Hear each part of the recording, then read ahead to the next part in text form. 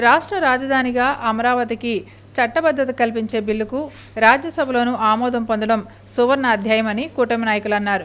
రాష్ట్ర రాజధానిగా అమరావతికి చట్టబద్ధత కల్పించే బిల్లు రాజ్యసభలో ఆమోదం పట్ల కూటమి నాయకులు ఆజాద్ చౌక్ వద్ద సంబరాలు చేసుకున్నారు.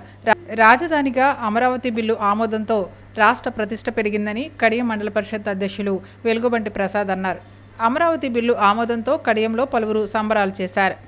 రాజమహేంద్రవరం మున్సిపల్ కార్పొరేషన్ అధ్యక్షుడు వై శ్రీనివాస్ ఆధ్వర్యంలో దానవైపేట జనసేన పార్టీ కార్యాలయంలో రాజధానిగా అమరావతికి చట్టసభలో బిల్లు ఆమోదం పొందినందుకు సంబరాలు నిర్వహించారు. అమరావతి రాజధానిగా పార్లమెంట్లో ప్రకటన నేపథ్యంలో రాజమండ్రి రెల్లివీధి అంబేద్కర్ విగ్రహం వద్ద కొవ్వొత్తులు వెలిగించి ఘనంగా వేడుకలు నిర్వహించడం జరిగింది. కేంద్ర ప్రభుత్వ సహకారంతో ఆంధ్రుల కలల రాజధాని అమరావతికి పార్లమెంటు ఉభయ సభల్లో ఆంధ్రుల కలల రాజధాని అమరావతికి చట్టభద్రత రావడంతో 4వ వార్డులో ఆంధ్రుల ఏకైక రాజధాని అమరావతి అనే నినాదంతో జై అమరావతి అనే నినాదంతో హర్షధ్వానాలతో ప్రజలందరూ దీపాలు వెలిగించి అమరావతికి మద్దతు పలకడం జరిగింది.